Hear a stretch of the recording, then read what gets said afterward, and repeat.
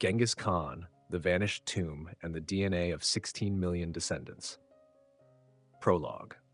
The greatest disappearance in human history.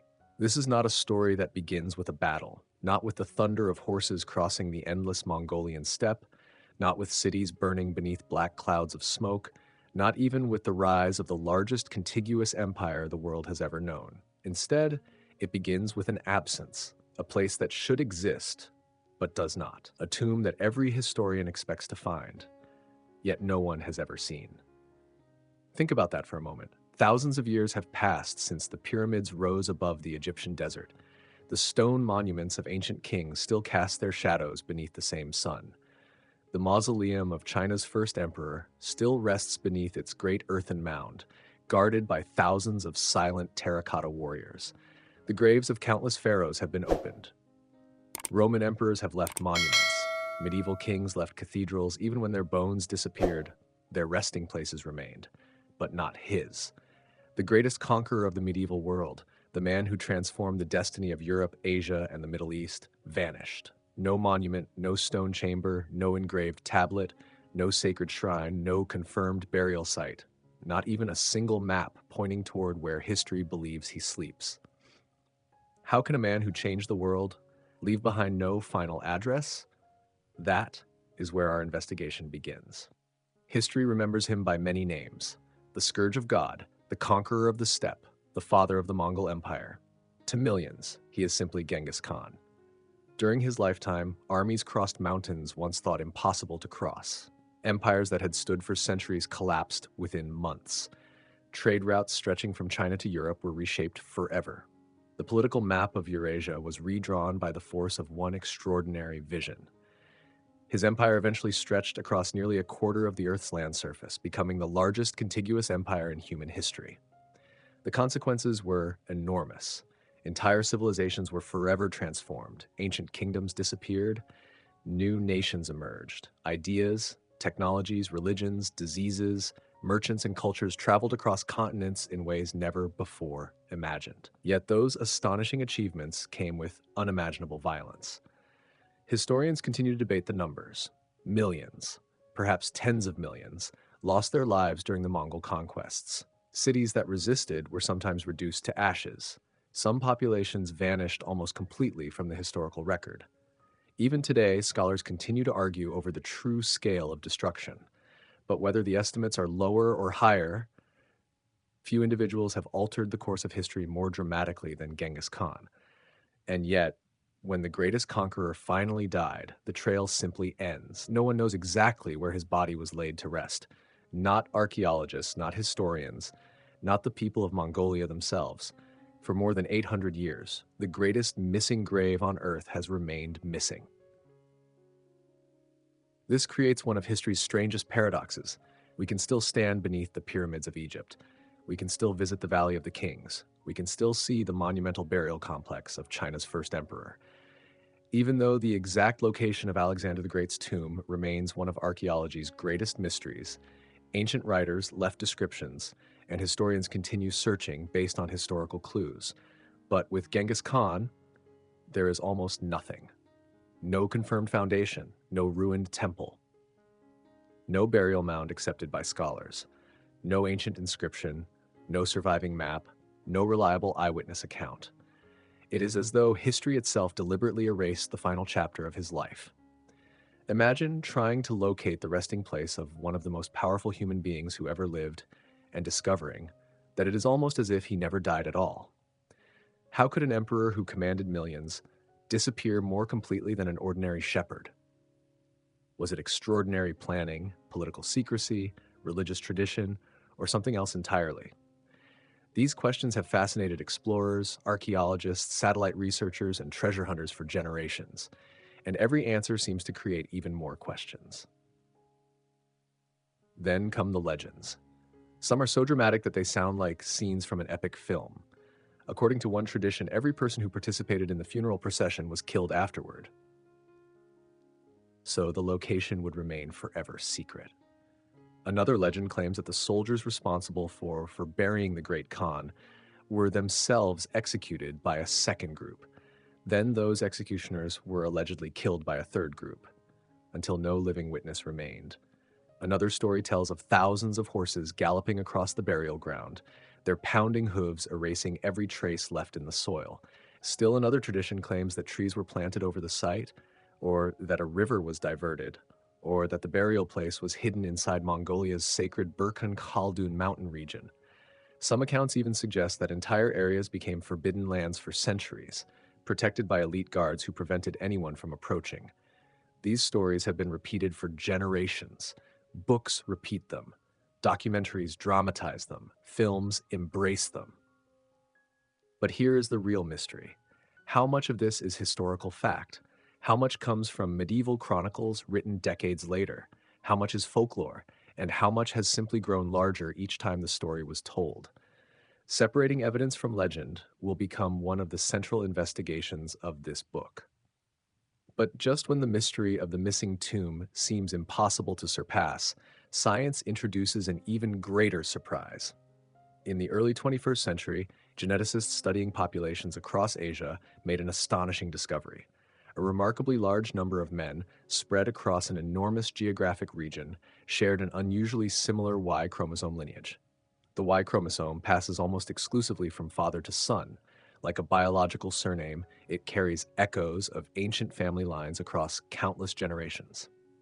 Statistical analysis suggested that this lineage expanded extraordinarily rapidly around 8 centuries ago. Its origin appeared to trace back to one remarkably successful male ancestor living in the era of the Mongol Empire. Today, researchers estimate that this paternal lineage is carried by millions of men, with one widely cited estimate suggesting roughly 16 million living male descendants worldwide. The finding captured headlines across the globe. Was this extraordinary ancestor Genghis Khan himself, or was it another powerful male from the broader imperial family? Scientists continue to debate the evidence. The genetic data cannot identify a specific individual with absolute certainty. Yet the timing, the geography, and the historical context make Genghis Khan one of the strongest candidates. Imagine that. A man whose grave cannot be found may nevertheless have left one of the largest detectable genetic legacies in human history. His body may have disappeared, but echoes of his family line may still walk among us. So what are we really investigating? A missing tomb? Not entirely. A forgotten emperor? Not exactly.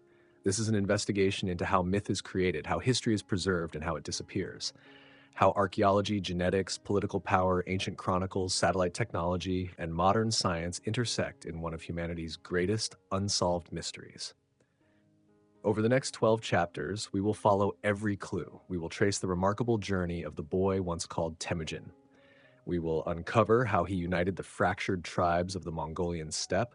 We will examine the military machine that overwhelmed kingdoms from China to Eastern Europe. We will separate historical evidence from centuries of legend. We will investigate the mysterious circumstances surrounding his death. We will examine every major theory about the missing tomb. We will explore why countless expeditions have failed to locate it. We will investigate what genetics can and cannot tell us about the millions of men who may share a paternal connection to the Mongol imperial line. And finally, we will ask the question that has captivated historians, scientists, and explorers alike. If Genghis Khan's tomb were discovered tomorrow, what secrets would it reveal? Would it confirm the legends? Would it overturn centuries of accepted history? Would it reshape our understanding of the Mongol Empire? Or would it create mysteries even greater than the ones we are trying to solve? Somewhere beneath the vast grasslands of Mongolia, or perhaps somewhere no one has yet imagined, the answer may still be waiting. Silent, hidden, undisturbed for more than 8 centuries.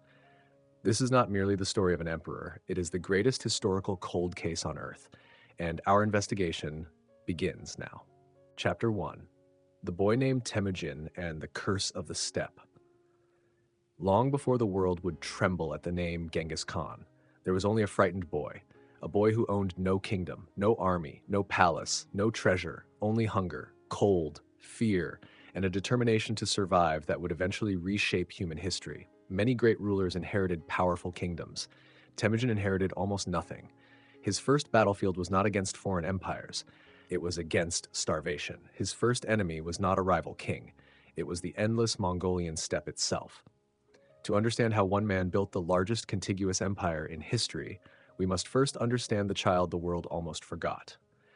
Temüjin was probably born around the year 1162, although medieval records disagree by several years.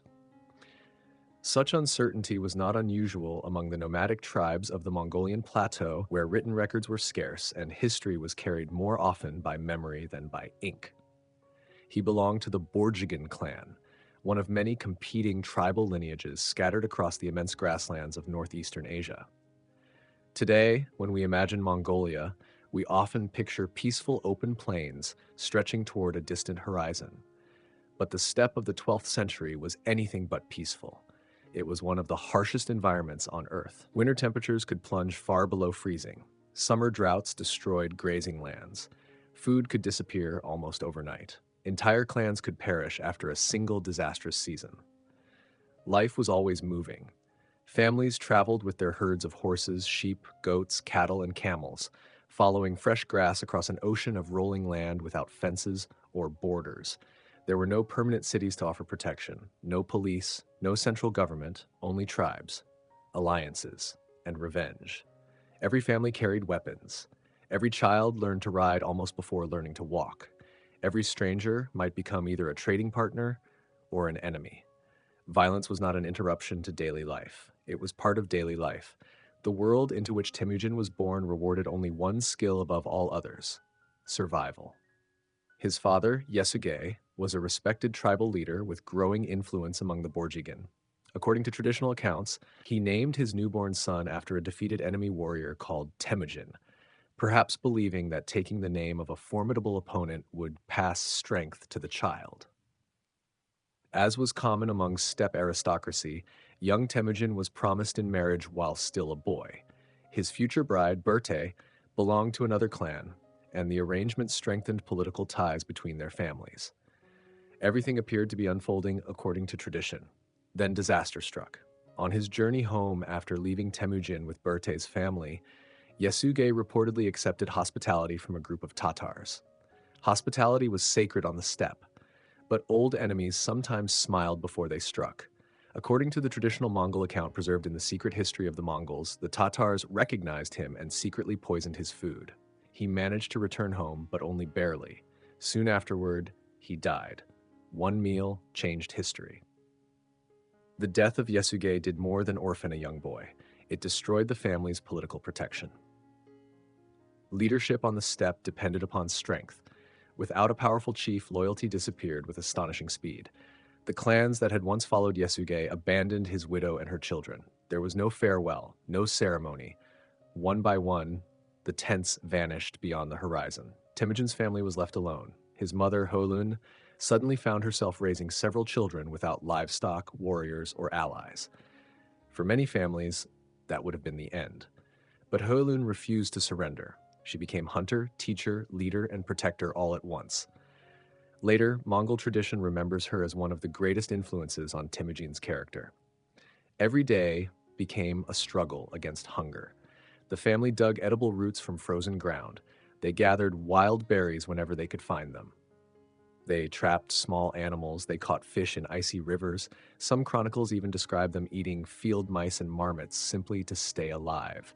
Luxury was unimaginable. Survival became success. Every sunrise meant another chance to live. Every sunset meant another day defeated. The empire that would one day connect continents was being built invisibly inside a starving family. But hunger changes people. It sharpens instinct. It tests morality. It forces impossible choices. One of those choices would become one of the darkest moments in Temüjin's youth.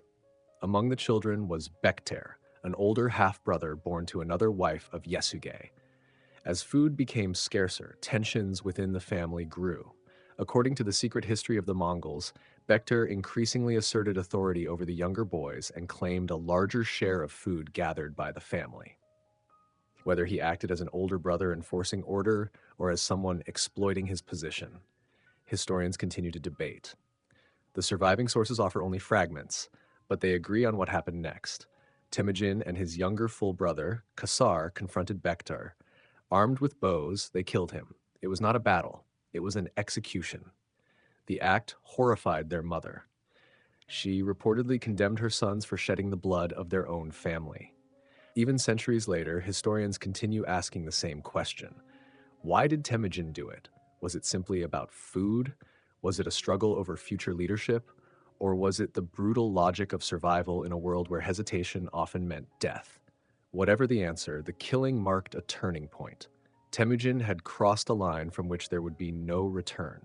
The boy who once struggled merely to survive had begun making decisions that placed necessity above sentiment. It was a pattern the world would witness again on a far larger scale. Misfortune, however, was not finished with him. As Temüjin grew older, members of the Taichiud tribe, former allies who had turned into rivals, captured him. To them, he represented a dangerous heir whose growing reputation might someday threaten their authority. Rather than killing him immediately, they humiliated him. His neck was locked inside a heavy wooden kange, a portable wooden collar designed to prevent escape. The device transformed a human being into a living prisoner. He could barely move, barely eat, barely sleep. Each step became agony. For many captives, such imprisonment ended in execution. Temüjin waited, watched, remembered. Then opportunity arrived. One evening, during reduced supervision, he escaped into the darkness. He hid among reeds near a river while his pursuers searched desperately. The most remarkable part of the story comes next. A man named Sorkun Shira, who belonged to the very tribe holding Temüjin captive, chose not to betray him. Instead, according to Mongol tradition, he sheltered the fugitive despite enormous personal risk. His family provided food. They concealed him from searching warriors. Eventually, they helped him regain his freedom. That act of compassion may have changed world history. Without it, the future Genghis Khan might never have lived long enough to unite the Mongol tribes. Sometimes history turns not upon great battles, but upon one stranger deciding to help another. Years later, after Temüjin became Genghis Khan, observers noticed something unusual about the way he built his power. Many rulers rewarded noble birth above all else. Temüjin often did the opposite. Again and again, he elevated men of humble origins because they had proven loyal in moments of danger. He remembered those who had helped him when he possessed nothing.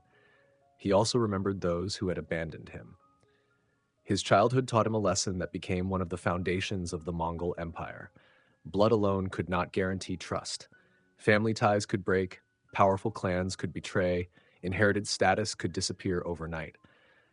But loyalty earned through shared hardship was priceless. Competence mattered more than ancestry. Courage mattered more than noble birth. Merit mattered more than ancient privilege. These ideas were revolutionary on the medieval steppe. They allowed talented individuals from different tribes to rise through the ranks, creating an army whose bonds were increasingly built on loyalty to one leader rather than to old tribal rivalries. The starving boy who had watched his own clan abandon his family never forgot that betrayal, nor did he forget the strangers who had saved his life. One lesson became the foundation of an empire. Trust those who prove themselves, not those who merely share your blood. The child named Temüjin had survived the curse of the steppe. The world had no idea that the steppe had just forged one of history's most formidable leaders. Chapter 2: The Man Who United the Tribes Through Fear. The greatest mystery surrounding Genghis Khan is not how he conquered half the known world. It is how he first conquered his own people. Before there was an empire, there was chaos. Long before Mongol horsemen thundered across China, Persia, or Eastern Europe, the Mongolian steppe was locked in an endless cycle of violence. There was no Mongolia, no national identity, no united army, only hundreds of tribes, bound together by blood and torn apart by blood. To outsiders, the endless grasslands appeared empty, but beneath that vast open sky, every valley held old grudges. Every river remembered a massacre. Every family carried stories of betrayal. A stolen horse could ignite a war. A broken marriage alliance could destroy an entire clan. Revenge was not considered cruelty, it was justice. Children inherited feuds they had never witnessed. Fathers expected sons to avenge insults committed decades earlier. No one truly won. The steppe devoured everyone equally. It was into this fractured world that Temüjin returned after surviving hunger, betrayal, and captivity. He understood something many tribal chiefs did not. No outside enemy posed the greatest threat to the Mongols. They themselves were their own greatest enemy. Temüjin possessed very little. He had no great army, no enormous wealth, no permanent capital. What he did possess was something far more valuable: relationships. During his years of hardship, he had learned that survival often depended upon choosing allies wisely. One of the most important men in his early life was Jamuka. The two boys had once sworn the ancient oath of Anda, a sacred brotherhood stronger than ordinary friendship. To become Anda meant more than companionship. It meant promising absolute loyalty. Many believed the bond should last for life. For a time, it did. Jamuka was charismatic, intelligent, and born into noble circles. Temüjin respected him deeply. Together, the young warriors dreamed of changing the steppe. Another crucial figure soon entered the story. Togrul, ruler of the Karait tribe, had once shared a political friendship with Temüjin's late father. Remembering that old relationship, Temüjin sought his protection. Togrul accepted. The aging ruler became both ally and mentor. For the first time since childhood, Temüjin possessed powerful friends. Those friendships would soon be tested. The first great challenge arrived when Temüjin's wife Berte was kidnapped by the Merkit tribe. For Temüjin, this was more than a personal tragedy. On the steppe, losing one's wife meant losing honor. It threatened political legitimacy. It signaled weakness. Temüjin acted immediately. He called upon both Jamuka and Togrul for help. Remarkably, both answered. Their combined forces launched a rapid attack against the Merkits. Berte was rescued. The victory transformed Temüjin's reputation. People noticed something unusual. He inspired cooperation among leaders who normally distrusted one another. Warriors began joining his growing following, not because of noble ancestry alone, but because they believed he offered opportunity. For a brief moment, it seemed the alliance might reshape the future peacefully. But success often breeds jealousy. The closer Temüjin came to power, the further he drifted from Jamuka. Their visions for the future were no longer the same. Jamuka believed the old aristocracy should continue ruling. Noble birth, in his view, determined who deserved command. Temüjin disagreed. He increasingly rewarded ordinary herdsmen, skilled archers, loyal companions, and capable fighters regardless of their family background. Many young warriors found that idea irresistible. To them, Temüjin offered something revolutionary, a chance to rise through merit rather than ancestry. Jamuka saw something different. He saw tradition collapsing. Friendship slowly gave way to rivalry. Brotherhood became suspicion. Suspicion became hatred. History is filled with enemies, but few are as dangerous as former friends who know your every strength. Conflict became inevitable. The struggle between Temüjin and Jamuka was not simply a contest between two ambitious men. It was a battle between two different visions of society. One defended inherited privilege. The other promised advancement through loyalty and ability. The fighting stretched across years, marked by shifting alliances and brutal campaigns. Victories changed hands repeatedly. Tribes abandoned old loyalties whenever they sensed opportunity. On the steppe, nothing remained permanent. At one point, Jamuka captured several of Temüjin's commanders. According to traditional Mongol sources, he ordered some of them executed in a gruesome manner, reportedly boiling them alive. Whether every detail is historically accurate remains debated among scholars, yet the story endured because it symbolized something important. Jamuka ruled through fear alone. Temüjin understood that fear could win obedience, but not lasting devotion. Gradually, more tribes chose Temüjin. Not because he was always kinder, his campaigns could also be ruthless, but his followers believed loyalty would be rewarded. His victories multiplied. Jamuka's influence shrank. Eventually, many of Jamuka's own supporters deserted him. Some even captured their former leader and delivered him to Temüjin. It was one of history's cruelest ironies. The man who had once sworn eternal brotherhood arrived as a prisoner. Tradition tells us that Temüjin refused to reward those who had betrayed their own master. If men would betray Jamuka, they might someday betray him as well. The defectors were reportedly executed. Jamuka himself accepted his fate. According to the most famous account, he requested an honorable death without the shedding of blood, a custom respected among steppe nobility. Whether every detail happened exactly as described can never be known. But one truth is certain. With Jamuka gone, no rival remained powerful enough to unite the tribes against Temüjin. One by one, the clans submitted, some willingly, some reluctantly, some only after devastating defeat. For the first time in generations, the fractured steppe began moving under a single leader. In the year 1206, tribal chiefs gathered for a great assembly known as a kurultai. It was here that Temüjin received the title that would echo through history, Genghis Khan. Few historical titles have inspired as much debate. Even today, scholars disagree about its precise meaning.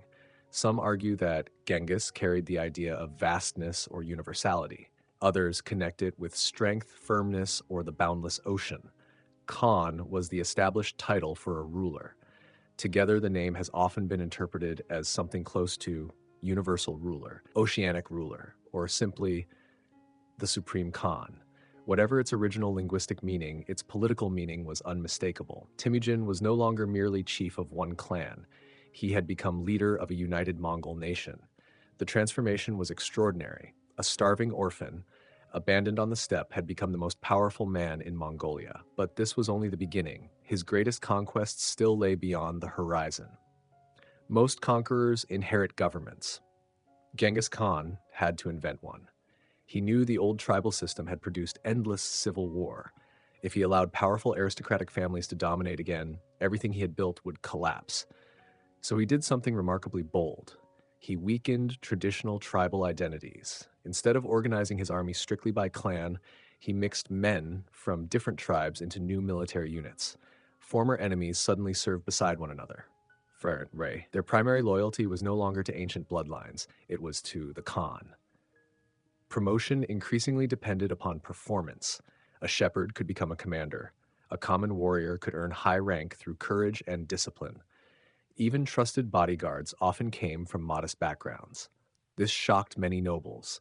For centuries, birth had determined status. Genghis Khan believed something different. Ability mattered more. Loyalty mattered more. Results mattered more. His government reflected the same philosophy. Capable administrators, scribes, engineers, translators, and diplomats were recruited wherever talent could be found. Ethnicity mattered less than usefulness. The emerging Mongol state was unlike the tribal confederations that had existed before. It became a disciplined political and military machine, flexible, efficient, relentlessly practical. Many historians argue that this institutional transformation, not simply battlefield brilliance, became the true foundation of Mongol success. Empires are rarely built by fear alone. Fear may open the gates, but organization keeps them open. As Genghis Khan looked beyond the endless horizon of the steppe, he no longer saw neighboring tribes. He saw continents waiting to be crossed. The man who had united the Mongols through a mixture of fear, loyalty, and meritocracy was about to unleash a force the medieval world had never imagined, and the kingdoms beyond Mongolia had no idea what was coming. Chapter 3. The most perfect war machine in history. History often remembers the Mongols for one thing: speed. Cities that expected months to prepare for a siege suddenly found enemy horsemen at their gates. Kings received desperate messages from frontier commanders, only to discover that the invaders had already crossed hundreds of miles beyond them. Entire kingdoms seemed to collapse before anyone understood what was happening. To medieval Europe, it felt almost supernatural. Some believed the Mongols were God's punishment. Others believed they were demons from the end of the world. But there was nothing supernatural about their victories. Behind every astonishing conquest stood something far more dangerous than sheer courage. It was organization, discipline, communication, intelligence, and leadership. Genghis Khan did not simply build a powerful army. He engineered a military system so efficient that many historians still consider it one of the greatest war machines ever created. It was not larger than every army it defeated. Often it was much smaller. Yet again and again it won. The question is, how? The answer begins with an idea so simple that it seems almost ordinary: numbers. Before Genghis Khan, tribal armies often reflected family relationships. Warriors fought beside relatives, cousins, and members of their own clan. Command structures were inconsistent. Some leaders controlled a few dozen men, others commanded thousands. Everything depended upon tradition. Genghis Khan replaced this confusion with mathematics. His military was organized according to a decimal system. The smallest permanent unit contained 10 warriors. This unit became the basic building block of the army. 10 groups of 10 formed a company of 100. 10 companies created a regiment of 1,000. 10 regiments produced a force of 10,000 riders known as a tumen. The beauty of the system was not merely its simplicity. It created predictability. Every commander understood exactly how many men he led. Orders flowed smoothly from one level to the next. If casualties occurred, replacement became easier. If forces needed to divide, they could do so without confusion. Even more revolutionary, these units were deliberately mixed. Men from different tribes often served together. Old tribal loyalties weakened. New loyalty formed around the military organization itself. The army no longer belonged to separate clans. It belonged to the Khan. This seemingly simple reform transformed a collection of rival tribes into a unified military machine. Organization alone, however, cannot win wars. Discipline can, and Mongol discipline was relentless. Modern armies speak of unit cohesion. The Mongols lived it. Every soldier understood that cowardice endangered everyone. Running from battle was not merely a personal failure, it threatened the survival of the entire formation. According to Mongol military law, abandoning one's position could carry the ultimate punishment: death. The purpose was not cruelty for its own sake, it was to eliminate uncertainty. Every warrior knew the man beside him would stand his ground. That confidence made formations stronger under pressure. Responsibility also extended beyond the individual.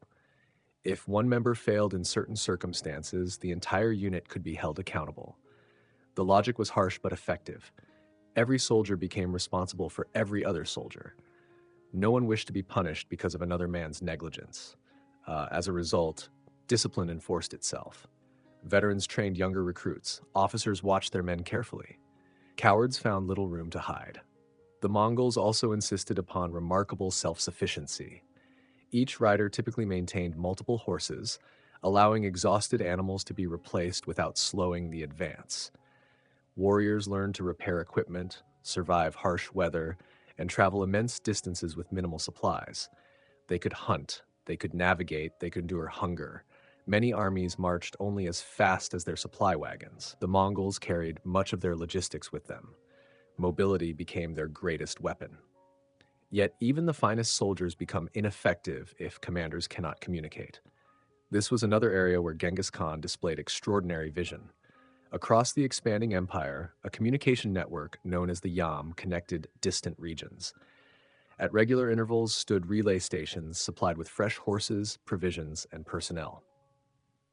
Official messengers arrived exhausted, mounted a new horse, and immediately continued their journey. The result astonished foreign observers. Messages traveled at speeds unimaginable for most medieval states. Orders crossed enormous distances in days rather than weeks. Intelligence flowed rapidly. Frontier commanders could report enemy movements. Government officials could coordinate distant provinces. Military campaigns remained synchronized across continents. Imagine an empire stretching thousands of miles, yet responding almost like a single organism. That was the true power of the Yam. It was more than a postal system. It was the nervous system of the Mongol Empire. European travelers later described the remarkable efficiency of these relay stations with genuine admiration, long before telegraphs, long before railroads, long before radio. Genghis Khan had created one of history's fastest communication networks. His armies rarely marched blindly, they marched with information. Information, however, served another purpose. It became a weapon.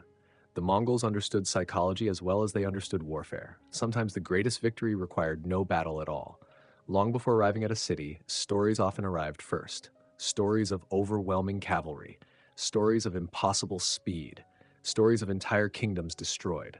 Some accounts were accurate. Others became exaggerated as frightened survivors retold what they had witnessed. The Mongols rarely discouraged these rumors. Fear spread faster than horses. When approaching a city, they frequently offered a choice: surrender peacefully or resist. If a city surrendered, it was often spared widespread destruction, though terms varied depending on circumstances. Trade could continue. Local officials sometimes remained in place. Life resumed under new rulers. But if resistance continued and the city was eventually taken, the consequences could be devastating. The destruction of certain resisting cities became powerful examples remembered across neighboring regions. Soon, other cities heard the stories. Governors began asking themselves a simple question: should we fight or survive? Many surrendered before the first arrow was fired. Psychological warfare multiplied Mongol strength. Why spend lives storming walls if fear could open the gates? The Mongols carefully cultivated an image of unstoppable momentum. Every victory increased their reputation. Every reputation created fresh victories. In this way, terror became a strategic instrument, not random violence, calculated violence designed to reduce future resistance. It was ruthless, it was controversial, but it was undeniably effective. Still, fear alone cannot explain decades of success. Many empires have ruled through terror. Few expanded as rapidly as the Mongols. Their true advantage lay in adaptability. Unlike many medieval commanders, Genghis Khan encouraged learning from conquered peoples. Chinese engineers contributed advanced siege technology. Muslim scholars offered expertise in administration, astronomy, and engineering. Captured artisans built machines unfamiliar to steppe warriors. Military innovation flowed into the empire from every direction. The Mongols absorbed useful knowledge regardless of its origin. If an enemy possessed superior technology, they learned it. If another civilization offered better tactics, they adopted them. Pride never prevented improvement. Reconnaissance became another decisive advantage. Before launching major campaigns, scouts explored roads, rivers, mountain passes, and enemy positions. Spies gathered political information. Merchants sometimes provided valuable intelligence. Commanders entered battle with remarkable knowledge of the terrain and their opponents. Flexibility completed the system. Mongol cavalry could divide into separate columns, travel independently for hundreds of miles, then reunite precisely where needed. They executed feigned retreats so convincingly that enemies often abandoned defensive positions while pursuing what appeared to be fleeing horsemen. Then, the trap closed. Pursuers suddenly found themselves surrounded. These tactics required extraordinary discipline. Poorly trained armies could never perform them consistently. The Mongols could, again and again. So why did the Mongols win so often? Was it because they possessed better horses? Partly. Was it because they were fearless? Sometimes. Was it because they inspired terror? Certainly. But none of those explanations reaches the heart of the mystery. The Mongols succeeded because Genghis Khan transformed warfare into a complete system. Organization, discipline, mobility, communication, intelligence, psychology, merit-based leadership, adaptability. Every part strengthened every other part. No single innovation made the Mongols unstoppable. Together, they became something unprecedented, an army capable of traveling farther, thinking faster, and reacting more efficiently than nearly every opponent it encountered. To kingdoms accustomed to slow-moving medieval warfare, the Mongols appeared almost impossible to predict. They attacked where least expected. They vanished before large armies could assemble. They struck again hundreds of miles away. The empire they created was not built merely by brave warriors charging across open plains. It was built by one of history's most sophisticated military organizations. The world saw only the charging horsemen. Few recognized the invisible machinery driving them forward, and now, with the tribes united and the war machine perfected, Genghis Khan turned his gaze beyond the steppe, beyond the deserts, beyond the Great Wall. The civilizations of Eurasia had no idea that the greatest military storm of the Middle Ages was already beginning to move. Chapter 4: The Conquests That Changed the World. The story of Genghis Khan is not merely the story of one man's victories, it is the story of 5 gigantic waves, each one crashing farther than the last, each one reshaping civilizations that had existed for centuries. Within barely 2 decades, horsemen from the windswept Mongolian steppe would redraw the political map of Eurasia. Cities that believed themselves eternal would vanish, empires would collapse, trade routes would be reborn. Entire populations would flee before an enemy unlike any they had ever imagined. To understand how 16 million men today may carry the genetic legacy of Genghis Khan, we must first understand how he conquered nearly half the known world. Wave 1, Northern China. The first great target was not Europe, it was Northern China. At the beginning of the 13th century, Northern China was ruled by the Jin dynasty, one of the wealthiest powers on earth. Its cities were protected by enormous stone walls, its armies numbered in the hundreds of thousands. Its engineers built sophisticated siege weapons. To many observers, the Jin Empire appeared invincible. But Genghis Khan never judged an enemy by appearance. He judged them by their weaknesses. The Mongols moved faster than any conventional army. Every warrior rode several horses, allowing them to change mounts without stopping. While enemy soldiers became exhausted after days of marching, the Mongols could ride almost continuously. Even more remarkable was their intelligence network: captured merchants, travelers, engineers, defectors. Everyone became a source of information. Before launching an invasion, Genghis Khan often knew more about an enemy city than its own governor. In 1211, the invasion began. The Mongols swept across northern China with terrifying speed. Instead of attacking fortified walls head-on, they isolated cities one after another. Food supplies disappeared, communication collapsed, reinforcements never arrived. One by one, great cities surrendered, others resisted. Those that resisted often paid a terrible price. The destruction served another purpose. Fear itself became a weapon. Stories of entire cities disappearing spread faster than the Mongol cavalry. Soon, many commanders surrendered without a fight. In 1215, Zhongdu, the city that would later become Beijing, fell after a devastating siege. Smoke filled the sky for days. The victory demonstrated something extraordinary. The nomads of Mongolia had mastered the art of defeating one of the world's greatest urban civilizations. But China was only the beginning. Wave 2, Central Asia. If northern China was wealthy, Central Asia was the crossroads of the world. The mighty Khwarezmian Empire stretched across modern Kazakhstan, Uzbekistan, Turkmenistan, Iran, and beyond. Its cities, Samarkand, Bukhara, Urgench, were legendary centers of learning, trade, and architecture.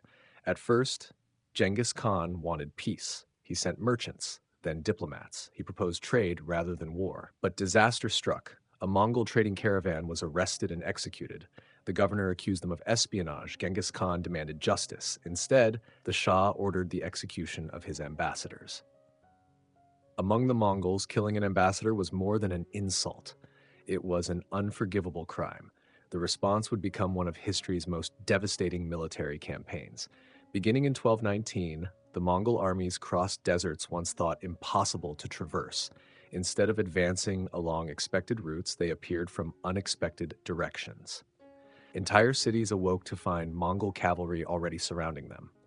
The city of Bukhara fell first. According to later chroniclers, Genghis Khan entered the Great Mosque and addressed the frightened population. Whether every detail is historically accurate remains debated, but the psychological impact was undeniable. Samarkand soon followed. Its massive army collapsed. Many soldiers switched sides. Others fled. Urging proved even more difficult. Street by street, house by house, the city resisted. The fighting became so intense that the Mongols themselves suffered heavy losses. When victory finally came, the destruction was immense. Within only a few years, the Khwarezmian Empire had effectively disappeared from history. The commercial heart of Central Asia had been shattered. Wave 3. Persia. The conquest did not stop at the borders of Central Asia. The Mongol advance continued into Persia. For centuries, Persia had been one of civilization's greatest cultural centers. Its scholars preserved ancient knowledge, its poets created masterpieces, its cities flourished through trade. Yet the political structure had already begun to weaken. Internal rivalries divided local rulers. Genghis Khan exploited every division. Rather than fighting one united enemy, he defeated many isolated ones. Cities that surrendered quickly often survived. Those that resisted frequently faced catastrophic consequences. Nishapur, Merv, Herat. Each became symbols of the terrifying choices confronting Persian governors. Modern historians continue debating the exact death tolls recorded by medieval chroniclers. Many contemporary accounts almost certainly exaggerated the numbers. Yet there is little doubt that the scale of destruction shocked the medieval world. Entire irrigation systems collapsed, agricultural regions declined. Population centers shifted for generations. At the same time, the Mongols did something unexpected. They recruited Persian administrators, engineers, doctors, astronomers. Rather than destroying knowledge, they often absorbed it. This became one of the defining characteristics of the Mongol Empire. It conquered with overwhelming violence, but it governed with remarkable pragmatism. Talent mattered more than ethnicity. Loyalty mattered more than birthplace.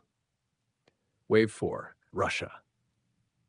The next great wave rolled northward, into the forests and rivers of the Russian principalities. Unlike the open grasslands of Mongolia, this land presented new challenges: dense forests, frozen rivers, long winters, independent princes who frequently fought among themselves. Again, division became the Mongols' greatest ally. In 1223, the first major encounter occurred along the Kalka River. Several Russian princes joined forces with nomadic allies. They believed their combined army could overwhelm the newcomers. Instead, they fell into one of the oldest Mongol traps, a staged retreat. For days, the Mongols appeared to flee. The pursuing army lost discipline. Its formations stretched across miles of open country. Then, the Mongols turned. Fresh cavalry struck from multiple directions. The Russian coalition collapsed. Many princes were captured. The defeat shocked Eastern Europe. Although the Mongols temporarily withdrew afterward, they returned years later with overwhelming strength under Batu Khan, Genghis Khan's grandson. One principality after another fell. Ryazan, Vladimir, Moscow, Kiev. Some cities fought desperately. Others surrendered. The Mongol domination that followed would influence Russian history for more than 2 centuries. Tax systems changed, military organization evolved, political power gradually concentrated in Moscow, a consequence that would eventually shape the rise of the Russian state. Wave 5, Eastern Europe trembles. Now, the thunder of Mongol hooves echoed across Europe itself. By the early 1240s, news spread through castles and monasteries. Entire kingdoms had vanished. Refugees carried unbelievable stories, armies appearing from nowhere, cities burned to ashes, horsemen who never seemed to tire. European rulers struggled to understand what they faced. Many believed the invaders were mythical tribes from the biblical apocalypse. Others thought they were divine punishment. In 1241, the Mongols defeated Polish forces near Legnica. Almost simultaneously, another Mongol army crushed the Hungarian king at the Battle of Mohi. The victories stunned Europe. No kingdom seemed capable of stopping them. Roads filled with fleeing civilians, church bells rang in alarm, messengers rode frantically between royal courts. Western Europe prepared for an invasion that many believed would end Christian civilization itself, yet the invasion suddenly stopped. The reason was not military defeat. Far away in Mongolia, the great Khan Ogedei had died. According to Mongol tradition, many leading princes needed to return east to participate in the selection of a new supreme ruler. Europe had been granted an extraordinary stroke of fortune. Had events unfolded differently, the political history of Europe might have taken an entirely different path. Even without conquering all of Europe, the Mongol campaigns permanently altered the balance of power across Eurasia. Trade routes reopened under Mongol protection. Ideas moved more freely than ever before. Gunpowder, printing, engineering, medicine. Knowledge traveled alongside merchants across what later historians would call the Pax Mongolica. The empire born from the Mongolian steppe had become the largest contiguous land empire in human history. But behind every victory, behind every conquered city, behind every empire that fell, stood one man whose personal life remained wrapped in mystery. The conqueror who changed the world, left behind no confirmed portrait, no certain tomb, and perhaps the greatest archaeological mystery in history. Where is Genghis Khan buried? At Chapter 5, The Dark Secrets of the Empire. Every empire leaves behind 2 histories. One celebrates victory, the other counts the dead. For centuries, Genghis Khan has stood at the center of one of history's greatest moral debates. To some, he was a military genius who united continents. To others, he was history's greatest destroyer. Entire cities vanished after resisting him. Ancient civilizations were shattered. Millions disappeared from the historical record. But how much of what we believe is fact, and how much is legend? To answer that question, we must journey into the darkest chapter of the Mongol Empire. Wave 1. The massacres. The Mongol army did not invent massacre. Ancient empires had practiced collective punishment for thousands of years. The Assyrians, the Romans, the Persians, all used terror to suppress rebellion. Yet the Mongols employed violence with a level of organization that stunned the medieval world. When a city surrendered immediately, its inhabitants were often spared. Merchants continued trading.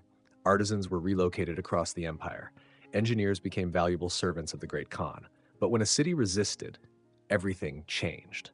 The destruction of cities such as Nishapur, Merv, Urgench, and parts of northern China became legendary.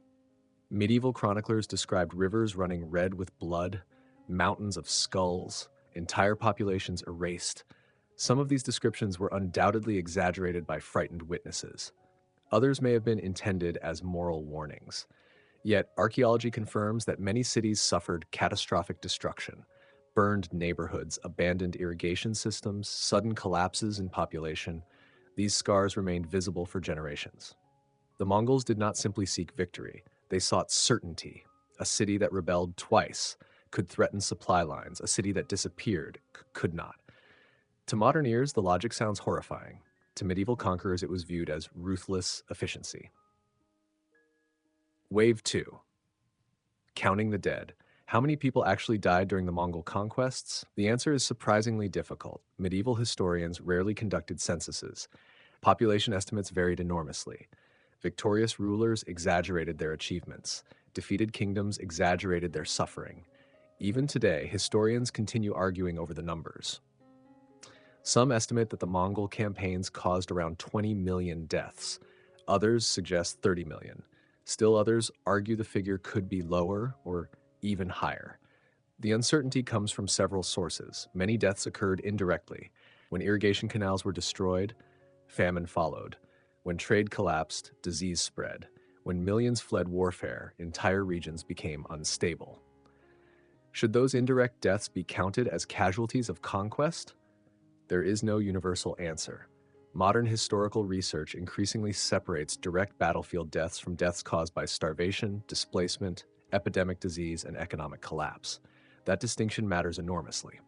The Mongols certainly killed vast numbers of people during military campaigns, but many additional deaths resulted from the long chain reaction that war unleashed.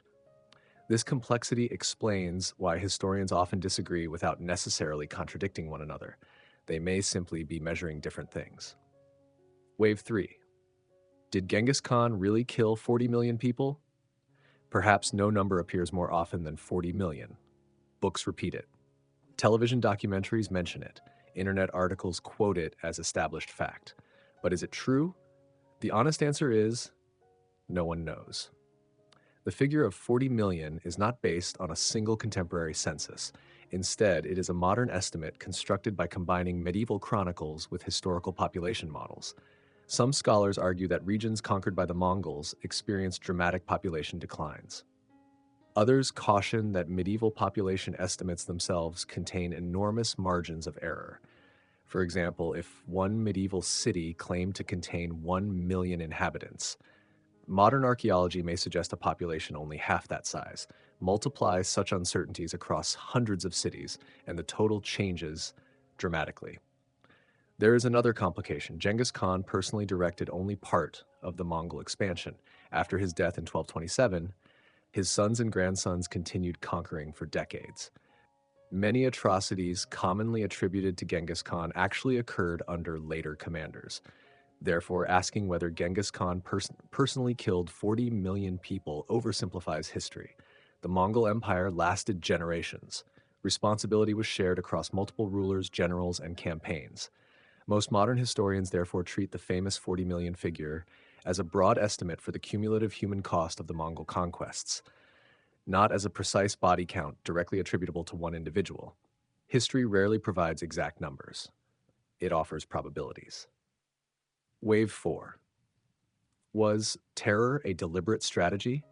Perhaps the most disturbing question is not how many died, but why. Did the Mongols simply enjoy destruction? Or was terror itself a carefully designed military strategy? The evidence strongly suggests the second explanation. Fear traveled faster than horses. Long before Mongol armies reached a city, stories had already arrived. Stories of impossible cavalry, cities burned to the ground, entire populations disappearing overnight. Whether every story was true hardly mattered. What mattered was belief. Imagine being the governor of a wealthy medieval city. Your scouts report that the Mongols are approaching. You have heard that neighboring cities resisted and were annihilated. Another city surrendered and survived. What decision do you make? Genghis Khan understood psychology as well as warfare. A single spectacular punishment could persuade 10 future cities to surrender peacefully. In military terms, terror became an investment. Destroy one city, save months of costly sieges elsewhere. Modern scholars sometimes compare this to psychological warfare. The objective was not maximum destruction. The objective was maximum compliance. Violence was intended to produce obedience before battle even began. Cold, calculated, effective. Wave 5. Why did so many cities surrender immediately? At first glance, the rapid collapse of so many cities seems almost unbelievable. Were their walls too weak? Were their soldiers incompetent? Usually, the answer was neither. Many fortified cities possessed excellent defenses. Some outnumbered the Mongols several times over. But defenders faced impossible uncertainty. No one knew exactly how large the Mongol army was. The Mongols deliberately created confusion. Dust clouds raised by thousands of horses made their forces appear much larger. Prisoners were sometimes forced to carry banners, creating the illusion of endless reinforcements.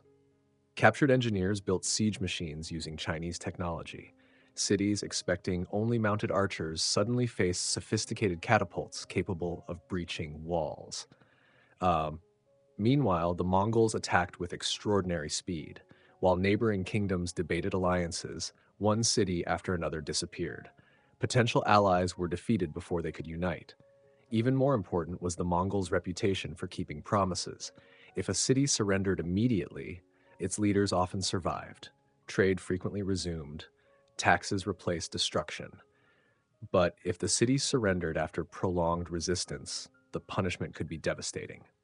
That consistency made Mongol threats believable. Many rulers concluded that surrender offered the highest chance of survival. From today's perspective, such choices seem tragic. Yet medieval governors were responsible not only for honor, but for the lives of tens of thousands of civilians. Some chose resistance, some chose negotiation, some opened their gates without firing a single arrow. Each decision carried enormous consequences. By combining overwhelming mobility, careful intelligence gathering, psychological warfare, advanced siege technology, and selective brutality, the Mongol Empire achieved something few conquerors had ever accomplished. It often defeated enemy armies before the battle had even begun. Yet beneath the terrifying image of Genghis Khan as an unstoppable conqueror, another mystery quietly unfolded. While cities fell across Eurasia, the great Khan built no magnificent palace for himself. No pyramid, no marble mausoleum, no triumphal monument. When the greatest conqueror of the medieval world died, his body simply vanished into history. And that disappearance would become one of archaeology's greatest unsolved mysteries. Chapter 6. An empire built on more than the sword. When most people think of the Mongol Empire, they imagine endless cavalry charging across the grasslands, cities burning, walls collapsing, empires falling. But conquest alone cannot explain how the largest contiguous land empire in history survived. An army can seize territory. It cannot govern millions of strangers spread across thousands of miles. For that, another kind of genius was required. Behind the terrifying image of Genghis Khan stood an administrator who understood something many conquerors never learned. Victory is temporary. Order creates an empire. Ironically, the same ruler remembered for destruction also helped reconnect continents that had been divided for centuries. Wave 1. The Silk Road Reborn. Long before Genghis Khan was born, the Silk Road linked east and west. Chinese silk traveled toward Europe. Persian silver moved eastward. Indian spices crossed deserts. Ideas traveled alongside merchants. But by the early 13th century, many sections of these trade routes had become dangerous. Bandits attacked caravans. Regional wars disrupted commerce. Borders constantly shifted. A merchant might pay taxes to several rulers during a single journey. After the Mongol conquests, something remarkable happened. Although enormous regions had been conquered by force, they were now ruled under one imperial system. From northern China to eastern Europe, vast stretches of land shared a common authority. Merchants received official protection. Roads became safer. Caravan routes reopened. The Mongols understood a simple truth. Trade produced wealth. Wealth financed armies. Protecting merchants therefore strengthened the empire itself. Caravans carrying silk, porcelain, precious stones, horses, spices, and textiles once again crossed Eurasia. But goods were not the only travelers. Engineers, doctors, astronomers, artists, missionaries, explorers all moved more freely than before. Knowledge itself became a form of commerce. Some historians later described this period as the Pax Mongolica, the Mongol peace. It was hardly peaceful everywhere. Rebellions still occurred, wars continued on distant frontiers. Yet for long-distance trade across much of Eurasia, security improved dramatically compared with the fragmented political landscape that had existed before. For merchants, the empire became a bridge rather than a barrier. Wave 2. Religious freedom. Across an empire. Perhaps one of the greatest surprises about Genghis Khan concerns religion. Unlike many medieval rulers, he did not attempt to impose a single faith upon his empire. The Mongols themselves traditionally practiced forms of shamanism centered on eternal blue heaven, known as Tengri. But throughout the empire lived Buddhists, Muslims, Christians, Taoists, Confucians, Jews, and many other religious communities. Rather than demanding conversion, Genghis Khan generally expected something simpler: political loyalty. As long as religious leaders did not encourage rebellion, they were often allowed to continue their worship. Monasteries received protection. Mosques remained active. Churches continued functioning. Religious scholars frequently received tax exemptions. This policy was practical. An empire stretching across thousands of miles could not easily force every population to adopt one belief system. Tolerance reduced resistance. It also attracted educated administrators from many cultures. That does not mean complete religious harmony always existed. Conflicts still emerged.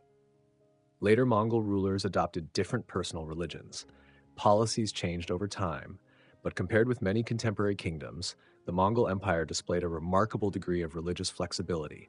For millions of ordinary people, their ruler cared less about how they prayed than whether they paid taxes and remained loyal. Wave 3. The postal network that connected a continent. Imagine sending an urgent message across 6,000 kilometers without telephones, without trains, without airplanes. For most medieval empires, such communication was painfully slow. The Mongols solved this problem with astonishing efficiency. They created an extensive relay network known today as the YAM system. Across the empire, relay stations stood at regular intervals. Fresh horses waited. Food was prepared. Shelter was available. Official messengers could exchange exhausted horses for rested ones within minutes. Instead of one rider completing the entire journey, messages moved like relay runners in a race. The result was extraordinary. Important information traveled across Eurasia far faster than most medieval governments considered possible. Military orders, tax records, diplomatic correspondence, intelligence reports, all flowed through this network. Travelers such as Marco Polo later described these relay stations with admiration. The postal system became one of the greatest logistical achievements of the medieval world. It was more than a communication network. It was the empire's nervous system. Without it, governing such immense territories would have been nearly impossible. Wave 4. The Yasa, law or legend. Every great empire requires laws. The Mongols were no exception. According to many historical sources, Genghis Khan established a legal code known as the Yasa. Its reputation became almost mythical. Some accounts describe strict military discipline. Others mention severe punishment for theft, rules governing loyalty, diplomatic conduct, military organization, even hunting practices. One principle appeared repeatedly. No one, not even powerful nobles, stood completely above the authority of the great Khan. Yet here we encounter another historical mystery. No complete copy of the Yasa has ever been discovered. Everything we know comes from later writers, often centuries after Genghis Khan's lifetime. Some historians believe the Yasa was a formal legal code. Others argue it was never a single written document at all. Instead, it may have been a collection of royal decrees issued over many years. The debate continues today. Even so, certain values consistently emerge from historical evidence: discipline, merit, loyalty, collective responsibility, military efficiency. Promotion within the Mongol army often depended more upon ability than noble birth. That principle helped transform scattered nomadic tribes into one of history's most effective military machines. Whether every famous law truly belonged to the Yasa remains uncertain. Its influence, however, is difficult to deny. Wave 5. The world's first age of globalization? Today, we speak constantly about globalization, international trade, global supply chains, cultural exchange, the rapid movement of ideas. Yet some historians argue that the Mongol Empire created an early version of this interconnected world. Never before had such an enormous continuous land empire connected so many civilizations. Chinese inventions traveled west, Islamic mathematics spread farther east, Persian astronomy influenced new regions, European travelers reached places that earlier generations had considered almost mythical. Paper currency, gunpowder, printing techniques, medical knowledge, navigation, artistic styles, scientific observations, all crossed borders with unprecedented speed. Of course, this exchange carried dangers as well. Merchants were not the only travelers using the reopened trade routes. So did disease. The 14th century Black Death spread along commercial networks linking Asia, the Middle East, and Europe. Historians continue debating the precise role of Mongol trade routes in the pandemic's expansion, but few doubt that increased connectivity allowed both prosperity and catastrophe to travel together. That paradox remains strikingly modern. The same roads that carried silk also carried plague. The same openness that encouraged innovation also accelerated disaster. Globalization has always had two faces. The Mongol Empire revealed both. Looking back across 8 centuries, it becomes increasingly difficult to describe Genghis Khan using only one word. He was a conqueror. Certainly, he was responsible for wars that devastated entire civilizations, without question. Yet he also created institutions that encouraged commerce, communication, religious diversity, and the movement of knowledge across continents. History rarely offers simple heroes or simple villains. Instead, it presents complicated human beings whose actions reshape the world in contradictory ways. And perhaps nowhere is that contradiction greater than in the final mystery surrounding Genghis Khan himself. The ruler who connected continents left behind no confirmed grave, no palace filled with treasure, no monument proclaiming his greatness, only silence. A silence that has challenged explorers, archaeologists, historians, and scientists for nearly 800 years. The search for that missing tomb was only beginning. For Chapter 7, The Mysterious Death of Genghis Khan, the greatest conqueror of the medieval world, defeated kingdoms, crossed deserts, and built an empire stretching from the Pacific Ocean toward Europe. Yet the final battle of his own life remains hidden behind a curtain of silence. No official medical record survives. No eyewitness account tells the complete story. No contemporary historian can say with certainty how Genghis Khan died. For a man who changed the course of world history, his final days remain one of history's greatest unsolved mysteries. Perhaps that mystery was no accident. Perhaps it was exactly what he wanted. Wave 1. The Final Campaign Against Western Xia. By 1226, Genghis Khan was in his mid-60s. For a medieval warrior who had spent decades on horseback, it was already an extraordinary age. Most of his greatest enemies had fallen. Northern China had been broken.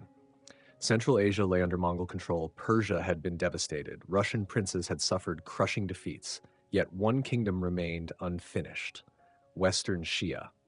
Located in what is now northwestern China, the Tangut Kingdom had once been a Mongol ally. During earlier campaigns against the Khwarezmian Empire, however, the Tangut rulers refused to provide the military support Genghis Khan expected. To the Great Khan, this was not merely political disagreement, it was betrayal, and betrayal demanded punishment. Despite his advancing age, he personally led one final campaign. The Mongol army crossed deserts once again. Fortresses fell, cities surrendered, others resisted and paid dearly. The campaign was relentless. Winter offered little relief, neither did the harsh terrain. Every victory brought Genghis Khan closer to complete domination. Yet somewhere during this campaign, something went terribly wrong. Wave 2. A sudden death. In August 1227, while the Western Xia campaign was nearing its conclusion, Genghis Khan died. The timing shocked even his closest followers. Only weeks earlier, he had still been directing military operations. No elaborate farewell speech survives. No final proclamation explains what happened. The official Mongol records simply acknowledge his death, without revealing its cause. Such silence is unusual. Powerful rulers often left behind public ceremonies, carefully documented funerals, or detailed accounts of their final illness. not Genghis Khan. Instead, his death entered history almost like a shadow passing across the steppe. The army continued its mission. Military operations did not immediately stop. His commanders concealed the news. Enemies were allowed to believe that the Great Khan still lived. Only after Western Shia had been completely defeated did wider knowledge of his death begin to spread. That extraordinary secrecy would fuel centuries of speculation. If no one openly described how he died, people naturally began creating their own explanations. Wave 3. 4 competing theories. Over nearly 800 years, historians have proposed many possibilities. Some are supported by historical evidence. Others belong more to legend than history. The first theory, perhaps the simplest, is that Genghis Khan died after falling from his horse. Several later chronicles describe an accident during a hunting expedition or military maneuver. According to these accounts, he suffered serious internal injuries. Considering that Mongol leaders spent much of their lives riding at high speed across rough terrain, such an accident would not have been impossible. A second theory suggests he died from wounds received in battle. Although Genghis Khan rarely fought recklessly in the front ranks during his later years, he still accompanied military campaigns. Minor injuries in the 13th century could become deadly. Without modern antibiotics, infection often proved more dangerous than the original wound. A third possibility involves illness. Some historical records mention fever. Others describe a sudden decline in health without obvious external injuries. Modern medical historians have proposed diseases ranging from pneumonia to malaria and even plague-like infections. None of these ideas can be confirmed. The available evidence is simply too limited.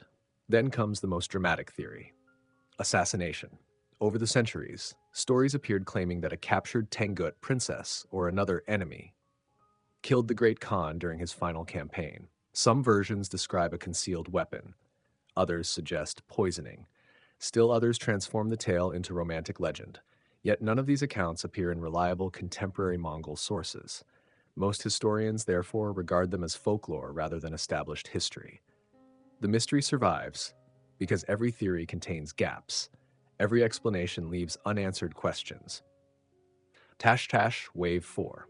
No one knows the truth. Modern historians are often asked a simple question: how did Genghis Khan die?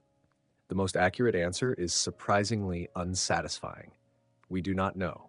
Historical research does not always end with certainty. Sometimes the evidence has simply disappeared.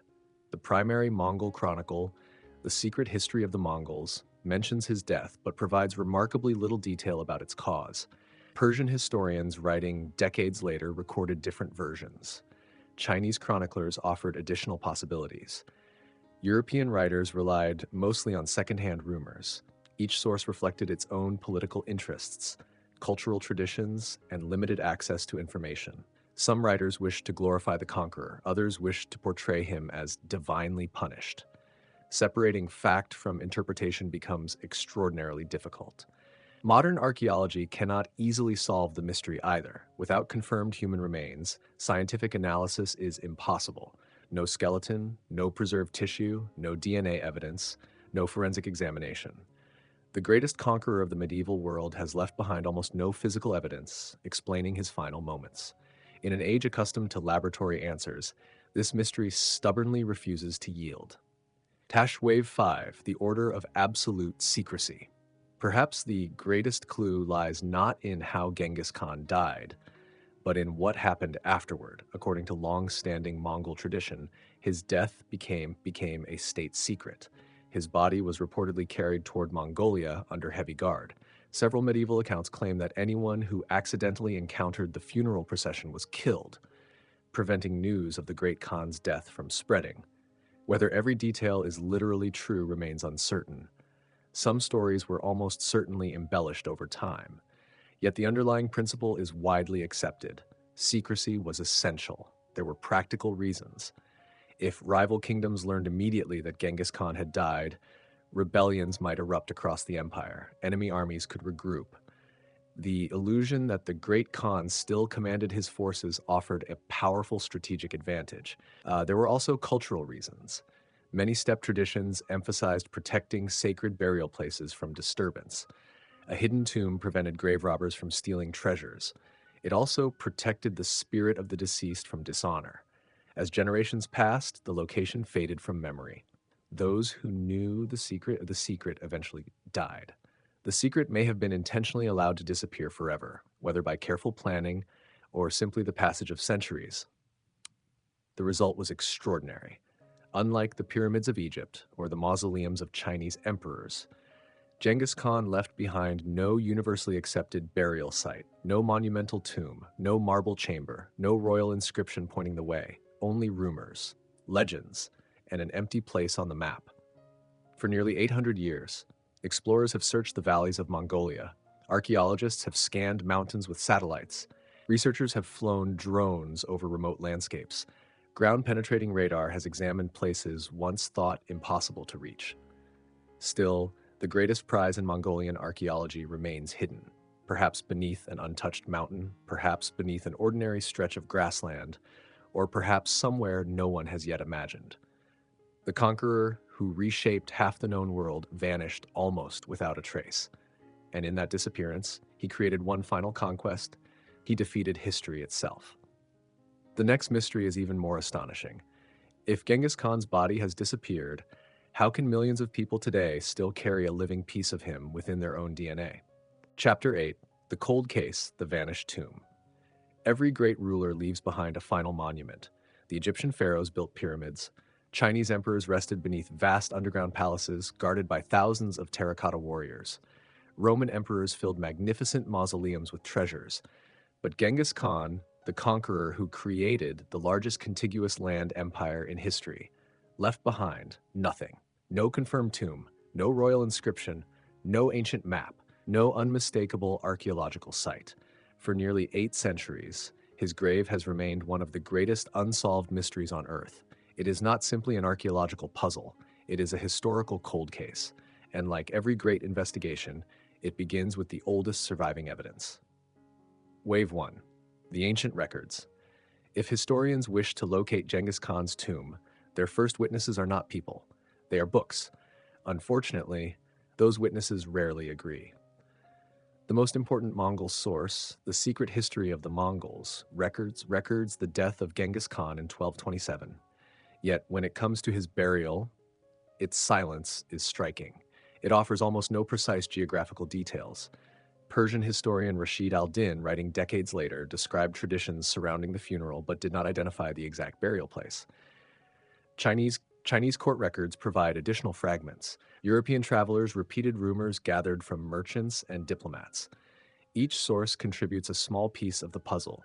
None solves it.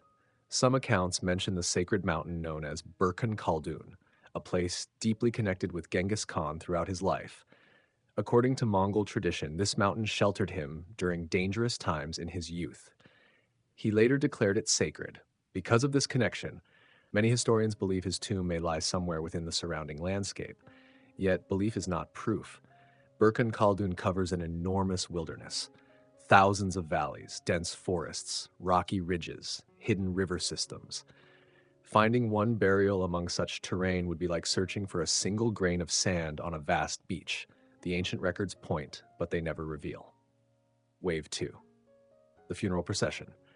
What happened after Genghis Khan died? Here history begins to blend with legend. Most historical accounts agree on one point. His body was carried back toward Mongolia. The journey itself became one of the most secretive funeral processions ever described. According to later chronicles, an elite military escort accompanied the coffin across the steppe. The army continued moving as though the great Khan were still alive. His death remained hidden from enemies. Military campaigns proceeded. Political stability was preserved. Only the most trusted commanders knew the truth. As the funeral party crossed rivers, plains, and mountain passes, its destination remained known only to a small inner circle. Some historians believe this secrecy was primarily political. If rival kingdoms learned immediately of the Khan's death, rebellions might erupt across the empire. Others argue that spiritual beliefs also played an important role.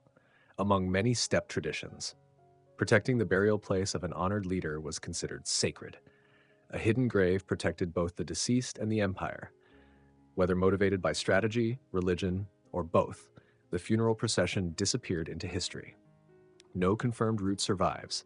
No reliable map records its path. The greatest funeral of the medieval world left almost no trace. Wave 3. The Legend of the Thousand Horses. Perhaps no story surrounding Genghis Khan's burial is more famous than the legend of the horses. According to Mongolian tradition, after the burial was completed, thousands of horses were driven across the grave. Their pounding hooves erased every visible sign of excavation. Fresh earth became indistinguishable from the surrounding grassland. Within days, the landscape appeared untouched. It is a remarkably practical idea. Unlike stone monuments, grasslands heal quickly. Rain falls, wind blows, new vegetation grows. Within a single season, even careful observers might struggle to recognize disturbed ground. Modern archaeologists acknowledge that repeated trampling could indeed reduce visible surface evidence. However, whether thousands of horses were actually used remains uncertain. No contemporary eyewitness confirms the story. The tradition survives mainly through later oral accounts. Like many ancient legends, it may preserve a core of truth while exaggerating its details. Perhaps hundreds of horses crossed the burial site. Perhaps only dozens. Perhaps none at all. Yet the legend reflects something important. The Mongols did not seek to commemorate their ruler with towering monuments. They sought to hide him from the world. The greatest memorial was invisibility itself. Wave 4. The secret paid for in blood. Among all the stories surrounding Genghis Khan's tomb, none is darker than the tale of those who supposedly died to protect its location. Many later chronicles claim that soldiers killed anyone who accidentally encountered the funeral procession. Some versions say shepherds, others mention travelers. Still others claim that even members of the burial party themselves were later executed, ensuring that no living witness could reveal the secret. These stories have fueled books, films, and documentaries for generations. But how much is history and how much is legend? Modern historians urge caution. No contemporary Mongol document clearly confirms mass executions connected specifically to the burial. Most accounts appear decades or even centuries after the event. As stories passed from one generation to another, they likely became more dramatic. That does not mean they are entirely false. Secrecy certainly surrounded the burial. Extraordinary security measures were almost certainly taken. Political conditions alone would have justified them. Yet claims involving thousands of deliberate killings remain impossible to verify. This distinction matters. History depends upon evidence. Legend depends upon repetition. Sometimes the two overlap. Sometimes they separate completely. The challenge for historians is learning where one ends and the other begins. In the case of Genghis Khan's tomb, that boundary remains frustratingly unclear. Wave 5. Why has every search failed? If the tomb exists, why has no one found it after 800 years? The answer lies in a combination of geography, technology, politics, and culture. First, the landscape itself is enormous. Northeastern Mongolia contains vast forests, remote mountain ranges, deep valleys, and grasslands stretching beyond the horizon. Many regions remain sparsely populated even today. Second, nature has had centuries to erase evidence. Wood decays, earth settles, vegetation returns. Season after season, the land quietly heals itself. Third, Mongolia has long treated the possible burial area with deep cultural respect. Many local communities regard certain mountains as sacred. For generations, large-scale excavation was discouraged or prohibited in some locations. Even today, many Mongolians believe disturbing the grave of Genghis Khan would violate both history and tradition. As a result, archaeologists often rely on non-invasive methods instead of excavation. Satellites search for unusual patterns beneath vegetation. Ground-penetrating radar scans hidden structures. Drones equipped with advanced sensors fly over remote valleys. LiDAR technology can reveal subtle features concealed beneath forest canopies. These tools have transformed archaeology, yet none has produced universally accepted evidence for Genghis Khan's tomb. Several promising discoveries have been announced over the years. Ancient burial complexes, stone structures, possible royal sites, each generated excitement. Each ultimately failed to convince the wider archaeological community that the mystery had been solved. The investigation continues. Every new expedition adds information. Every unsuccessful search eliminates another possibility. The map slowly becomes clearer, even as the tomb remains hidden. Perhaps the answer lies beneath an unexplored hillside, perhaps beneath a sacred mountain, or perhaps the greatest conqueror in history succeeded in achieving exactly what he intended, to disappear forever. Yet one astonishing mystery still remains. His body cannot be found. His tomb has vanished. His funeral left no confirmed trace.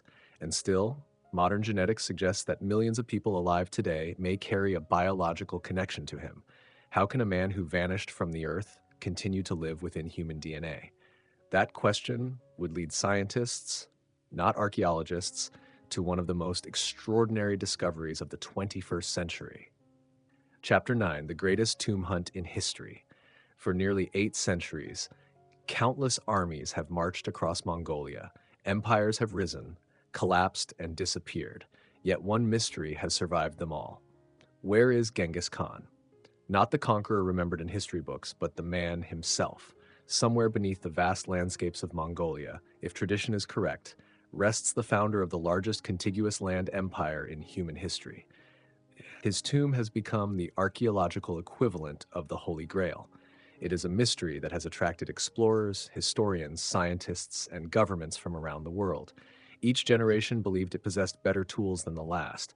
Each believed the answer was finally within reach. Each returned without certainty. Wave 1. The Russian expeditions.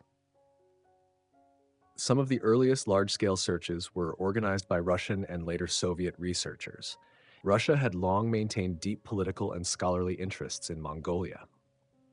By the late 19th century, explorers traveling across Central Asia collected local traditions concerning sacred mountains, forgotten valleys, and ancient burial sites. After the Soviet Union strengthened its influence in Mongolia during the 20th century, scientific expeditions became more systematic. Archaeologists mapped ancient settlements. Geologists studied mountain formations. Historians compared medieval chronicles with the geography of northeastern Mongolia. One location repeatedly attracted attention, the Burkhan Khaldun region. According to the secret history of the Mongols, this sacred mountain held profound meaning throughout Genghis Khan's life. Many researchers suspected that his final resting place might lie somewhere nearby, yet suspicion was not enough. The landscape presented enormous challenges: steep forests, rocky ridges, remote valleys with almost no roads. Even reaching many suspected locations required days of horseback travel. Political realities created additional obstacles. During much of the Soviet era, research priorities shifted frequently. Funding varied. International cooperation remained limited. Although Russian expeditions dramatically improved archaeological knowledge of Mongolia, none produced convincing evidence of the missing tomb. Instead, they eliminated possibilities while deepening the mystery. Wave 2. Japan joins the search. In the late 20th century, Japanese researchers brought a different approach. Rather than relying primarily on historical chronicles, they combined archaeology with advanced surveying techniques. Several Japanese universities organized collaborative projects with Mongolian scholars. Their objective was ambitious: to identify ancient imperial sites without causing unnecessary damage to the landscape. Careful mapping replaced dramatic treasure hunting. Teams examined burial traditions, settlement patterns, ancient road systems, environmental changes across centuries. One challenge quickly became obvious. Not every royal burial resembles an Egyptian pyramid or a Chinese imperial mausoleum. Nomadic cultures often left far subtler traces. A burial site could blend naturally into surrounding terrain. If wooden structures had once existed, they would have decayed centuries ago. If earthworks had been constructed, grasslands might erase them within decades. Japanese researchers therefore focused increasingly on landscape archaeology. Instead of asking, "Where is the tomb?" they asked, "What kind of landscape would Genghis Khan have chosen? Sacred mountains, hidden valleys, reliable water sources, traditional migration routes." Their research narrowed several possibilities, yet none became universally accepted. The greatest archaeological prize remained hidden. Wave 3. American technology enters the investigation. By the beginning of the 21st century, American universities and research institutions joined the search. This time, the investigation looked very different. Rather than relying solely upon archaeologists, the teams included geologists, computer scientists, remote sensing specialists, and forensic experts. One internationally recognized effort became known as the Valley of the Khans Project. Its philosophy was revolutionary. Instead of digging first, observe everything possible without excavation. High-resolution satellite imagery, digital terrain models, geographic information systems, historical databases, thousands of square kilometers could now be studied from computers before researchers even entered the field. Volunteers around the world also participated. Satellite images were divided into small sections. Citizen scientists examined them online, searching for unusual shapes, possible burial mounds, or forgotten archaeological features. Millions of observations were collected. The project identified thousands of previously unknown archaeological sites across Mongolia. Ancient settlements, stone circles, burial complexes, fortifications. The effort transformed knowledge of Mongolia's archaeological landscape. Yet once again, no discovery could be confidently identified as the tomb of Genghis Khan. The investigation had become larger than ever. The answer remained just beyond reach. Wave 4. Satellites, ground radar, LiDAR, and artificial intelligence. If Genghis Khan's tomb still exists, modern science possesses tools his contemporaries could never have imagined. Satellites now photograph Mongolia with astonishing precision. Minute changes in vegetation, soil color, or terrain sometimes reveal hidden structures beneath the surface. Ground-penetrating radar sends electromagnetic waves into the earth. Buried walls, chambers, and disturbed soil can sometimes be detected without excavation. Yet radar has limitations: rocky terrain, deep burial, moisture, natural geological formations, all can complicate interpretation. LiDAR, which uses laser pulses from aircraft or drones, offers another breakthrough. Unlike ordinary photography, LiDAR can often reveal subtle landforms hidden beneath dense forest canopies. Ancient roads, earthworks, terraces, forgotten structures, features invisible to the human eye suddenly appear as detailed three-dimensional maps. Most recently, artificial intelligence has entered the search. Machine learning systems compare satellite images with known archaeological sites. Algorithms identify patterns that humans might overlook. Instead of examining millions of images one by one, computers highlight the most promising locations. AI does not replace archaeologists. It guides them. It asks, among thousands of valleys which deserve attention first, even so, technology cannot solve every mystery. Scientific instruments reveal anomalies. They do not identify emperors. A hidden chamber is not automatically the tomb of Genghis Khan. Extraordinary claims still require extraordinary evidence. Wave 5. Why many Mongolians oppose excavation. To many outsiders, the obvious solution seems simple. Find the tomb, excavate it, solve the mystery. For many Mongolians, the issue is far more complicated. Genghis Khan is not merely a historical figure. He is a symbol of national identity, a founder of the Mongolian state, a cultural ancestor whose legacy extends far beyond archaeology. Many sacred landscapes associated with his life are treated with profound respect. Within Mongolian traditions, disturbing ancestral burial places may be viewed as an act of deep disrespect. For some, the tomb should remain exactly where history placed it, undisturbed, protected, hidden. There are also practical concerns. A confirmed royal tomb would attract enormous international attention. Tourism could increase dramatically. Commercial interests might follow. Many fear that a sacred place could become an archaeological spectacle rather than a place of historical reverence. Not every Mongolian shares the same opinion. Some scholars support carefully controlled scientific investigation using non-invasive technologies. Others believe excavation might one day be justified if conducted respectfully and collaboratively.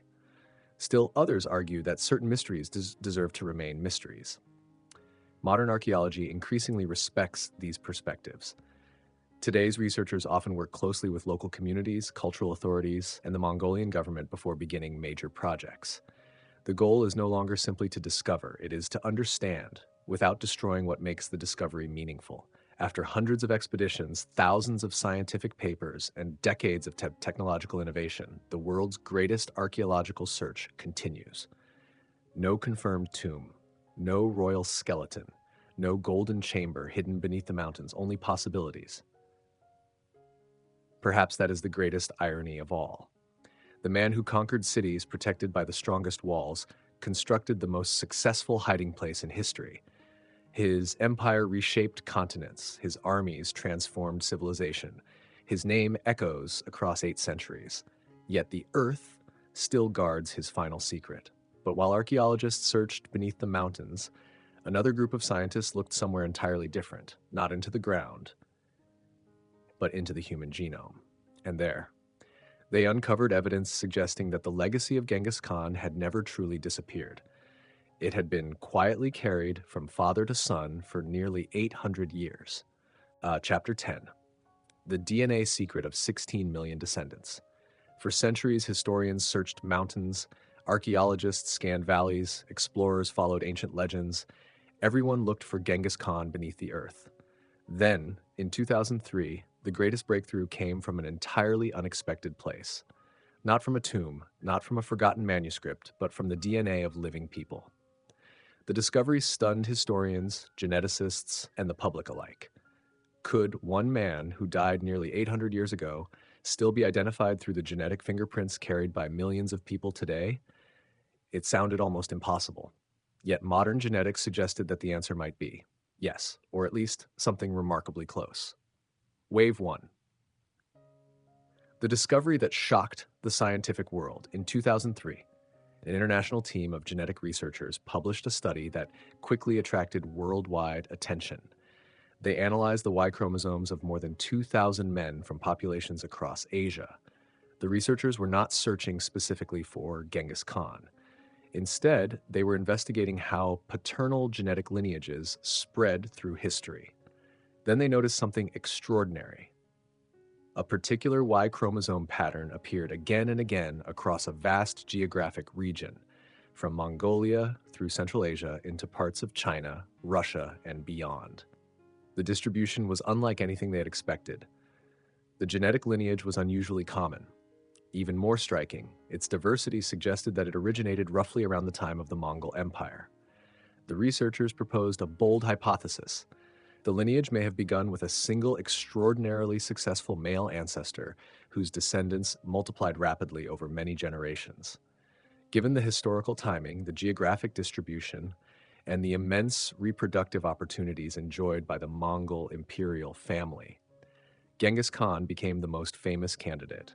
The study immediately captured global attention. Newspapers called it the Genghis Khan gene. Television documentaries repeated the story. Soon, millions of people believed scientists had identified the conqueror's DNA. The reality, however, was more complicated. Wave 2. What exactly is Y chromosome DNA? To understand the discovery, we first need to understand the Y chromosome. Every human inherits DNA from both parents, but one particular chromosome follows a special path. The Y chromosome. Only biological males normally inherit a Y chromosome. It passes almost unchanged from father to son to grandson across countless generations. Small mutations slowly accumulate over time. These mutations act like tiny historical markers. By comparing them, geneticists can reconstruct ancient family trees. Imagine copying a handwritten document for hundreds of generations. Most copies remain nearly identical. Occasionally, a small spelling change appears. Future copies preserve that change. Eventually, those tiny differences reveal how different branches of the family are related. The Y chromosome works in much the same way. It allows researchers to estimate how closely different paternal lineages are connected and approximately when they shared a common ancestor. It cannot reveal someone's name. It cannot identify a historical figure directly, but it can point toward remarkable historical patterns. Wave 3. Why only men? Many people ask an obvious question. Why does this famous genetic story involve only men? The answer lies in basic human genetics. Women typically inherit 2X chromosomes. Men generally inherit 1X chromosome from their mother and 1 Y chromosome from their father. Since only fathers pass the Y chromosome to sons, it becomes an extraordinary record of paternal ancestry. Daughters do not inherit their father's Y chromosome. As a result, this particular genetic lineage can only be followed through continuous male descendants. This explains why researchers focused entirely on male DNA samples. If Genghis Khan truly fathered many sons, and if those sons also produced large families, his Y chromosome could spread rapidly through future generations. Historical records make this possibility plausible. Powerful rulers often had multiple wives and numerous concubines. Their sons frequently enjoyed similar privileges. Over several centuries, one successful paternal lineage could expand at astonishing speed. Importantly, this does not mean millions of people are direct descendants in every branch of their family tree. In fact, almost everyone has countless ancestors after 800 years. The Y chromosome tracks only one narrow paternal line. Out of thousands of ancestral lines each person possesses. Wave 4. Are there really 16 million descendants? The famous number 16 million appears everywhere, but what does it actually mean?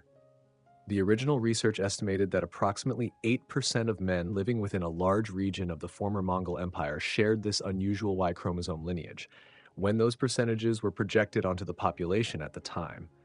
The estimate suggested that roughly 16 million men worldwide carried this paternal lineage. Over the years, as global populations increased, some researchers suggested that the number of living carriers today could be even higher. Yet every estimate contains uncertainty. Population sizes change, sampling methods differ, genetic databases expand, new statistical models improve earlier calculations. Scientific estimates are never perfectly precise. Another important point is often misunderstood. The research did not prove that every carrier descended specifically from Genghis Khan himself. Instead, it identified an unusually successful paternal lineage. The connection to Genghis Khan is an interpretation supported by several pieces of historical evidence. The timing matches, the geographic spread matches, the extraordinary reproductive success matches what historians know about the Mongol imperial family. But direct proof remains unavailable. Without confirmed DNA from Genghis Khan's own remains, scientists cannot make an absolute identification. That distinction is essential. Science deals in probabilities, not certainty. The hypothesis remains highly influential, but it is still a hypothesis. Subsequent genetic studies have refined parts of the original analysis. Some support the interpretation. Others suggest that the lineage may be older, more complex, or composed of multiple closely related branches rather than a single explosive expansion. The debate continues, exactly as good science should. Wave 5. If not Genghis Khan, then who? Suppose, for a moment, that the famous Y chromosome did not originate with Genghis Khan. Who else could explain such an extraordinary genetic pattern? Several possibilities exist. The first is one of his close male relatives, his father, Yasuge, his brothers, his sons, or later descendants within the imperial Borjigin clan. The Mongol royal family ruled enormous territories for generations. Many princes fathered large numbers of children. Genetically, their Y chromosomes would have been nearly identical. Even if scientists eventually recovered ancient DNA from another member of the royal family, distinguishing between closely related male relatives could remain extremely difficult. Another possibility is that the lineage predates Genghis Khan entirely. Perhaps an earlier tribal leader, living generations before him, already carried this Y chromosome. Genghis Khan's conquests may simply have accelerated the spread of an already existing paternal line. Some geneticists also caution against focusing too heavily on one famous historical figure. Throughout history, many powerful dynasties expanded rapidly. Kings, emperors, khans, noble families, all could leave unusually large genetic legacies. The Y chromosome alone cannot reveal which specific individual began the lineage. It only reveals that one paternal family became extraordinarily successful. And yet, when historians combine genetics with written records, one explanation continues to stand out. No other known ruler fits the evidence as naturally as Genghis Khan and the imperial Borjigin dynasty. The timing, the geography, the unprecedented political power, the enormous number of documented royal descendants. Together, they create a compelling historical case, not a proven identity, but a remarkably persuasive one. Perhaps that is the greatest lesson of this extraordinary discovery. The search for Genghis Khan did not end beneath the mountains of Mongolia. It expanded into the human genome itself. Archaeology asked, where is his body? Genetics asked, where is his legacy? The first question remains unanswered, The second continues to evolve with every new scientific study. One mystery is buried beneath the earth. The other lives on, within millions of people, carried silently from father to son across nearly 8 centuries. And that leaves us with one final question. When history, legend, archaeology, and genetics are placed side by side, what kind of man does Genghis Khan ultimately become? A ruthless conqueror? A visionary empire builder? A biological ancestor to millions? Or perhaps all of these at once? Chapter 11. The mysteries that history still cannot solve. After 8 centuries, millions of pages have been written about Genghis Khan. Empires have risen and fallen. Historians have compared chronicles from Mongolia, China, Persia, Russia, and Europe.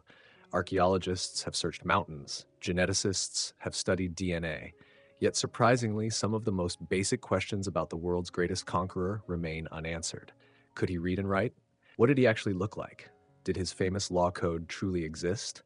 Why did he leave behind no visible tomb? And somewhere, perhaps hidden inside forgotten archives, could the missing answers still be waiting? These are not simply historical curiosities. They remind us that even the most influential people in history can leave behind astonishing gaps. Sometimes, history is not defined by what we know, but by what we can never fully prove. Wave 1. Could Genghis Khan read and write? It seems like an easy question. Surely we know whether one of history's greatest rulers was literate. Surprisingly, we do not. Genghis Khan was born into a nomadic society during the 12th century. Knowledge was passed from generation to generation through oral tradition, stories, genealogies, military experience, songs. Memory itself served as the library of the steppe.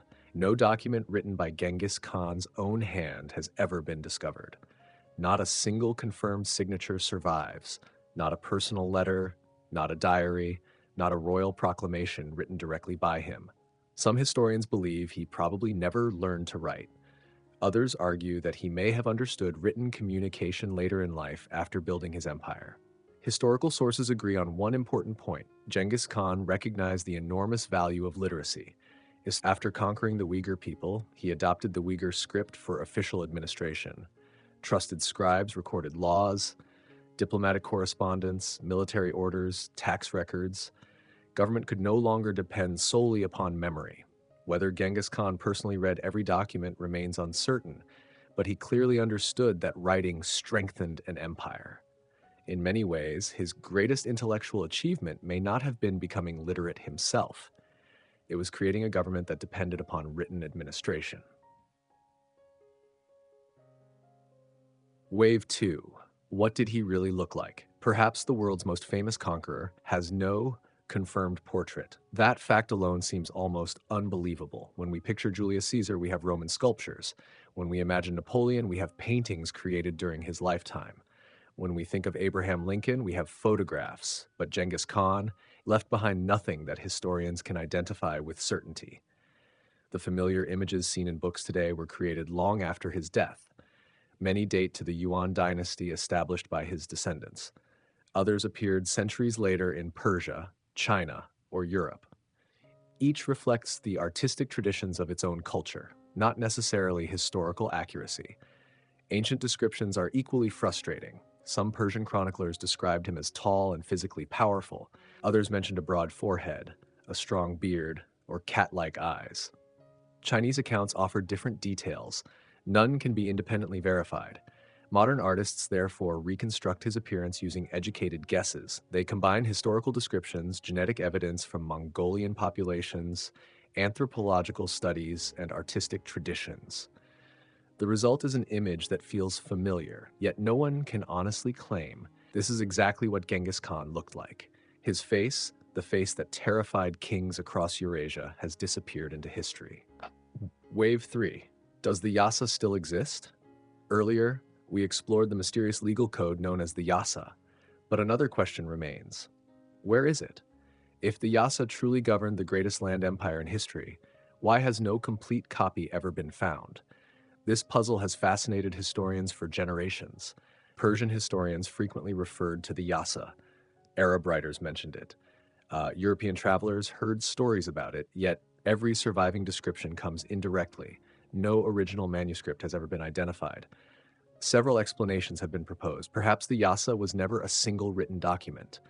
Instead, it may have consisted of royal decrees announced over many years. Each new order became part of an evolving legal tradition. Another possibility is more tragic. The archives simply disappeared. The Mongol Empire eventually fragmented. Wars destroyed libraries, dynasties collapsed, paper decays, fire consumes records. Entire civilizations have lost priceless manuscripts through conflict alone. Some historians even suggest that portions of the Yasa may survive today, hidden within later legal collections, copied without preserving their original title. If so, pieces of Genghis Khan's legal philosophy may still exist without anyone recognizing them. For now, the Yasa remains one of history's greatest missing documents. Wave 4. Why was there no monumental tomb? The absence of Genghis Khan's tomb raises another fascinating possibility. What if people are asking the wrong question? Instead of asking, why was no tomb built? Perhaps we should ask, what if it was built, but nature erased it? Many ancient burials relied upon stone architecture, pyramids, massive mausoleums, royal temples. Nomadic traditions were different. A burial constructed primarily from earth, wood, and natural materials could gradually disappear. Grasslands recover quickly, forests expand, rivers change course, earthquakes reshape landscapes. After 8 centuries, even substantial structures may leave surprisingly little visible evidence. Some archaeologists therefore suspect that Genghis Khan's tomb was never intended to dominate the landscape. Its purpose was concealment, not celebration.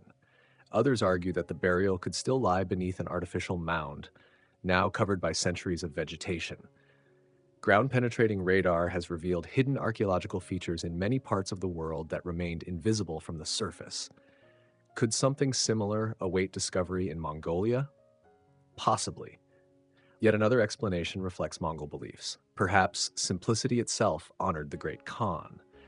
Unlike rulers who proclaimed eternal glory through gigantic monuments, Genghis Khan may have preferred returning quietly to the land from which he emerged. If true, his greatest memorial became the empire itself. Not a building, but history. Wave 5.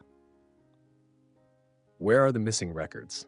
Every historical mystery eventually returns to the same question. What evidence have we lost? Across the centuries, countless Mongol documents vanished.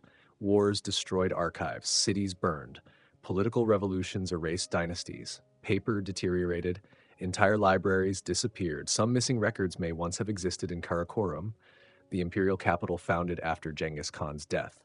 Others may have been preserved in China during the Yuan dynasty. Still more could have traveled westward into Persia, where Mongol administrators governed for generations. Historians continue searching archives across Asia, the Middle East, and Europe. Occasionally, forgotten manuscripts emerge from monastery collections or private libraries. Each new discovery adds another small fragment to the puzzle. Digital technology has also transformed the search. Ancient manuscripts scattered across different countries can now be compared electronically.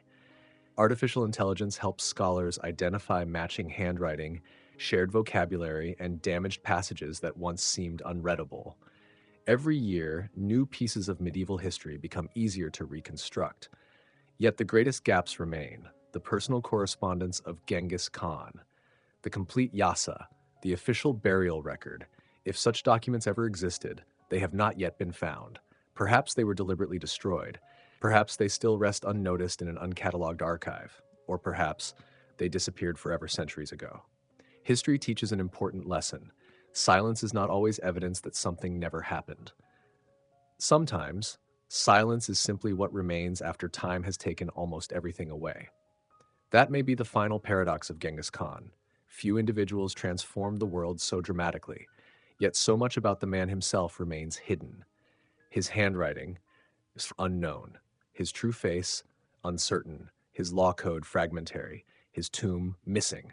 Even after 800 years, history continues asking questions that no one can fully answer. And perhaps that is exactly why Genghis Khan still fascinates us today.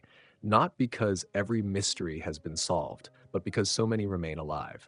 In our final chapter, we will step back from the legends, the archaeology, and the genetics to ask one last question. Who was Genghis Khan?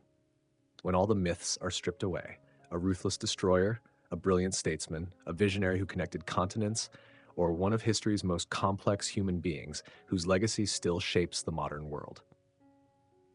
Chapter 12. If the tomb is found tomorrow.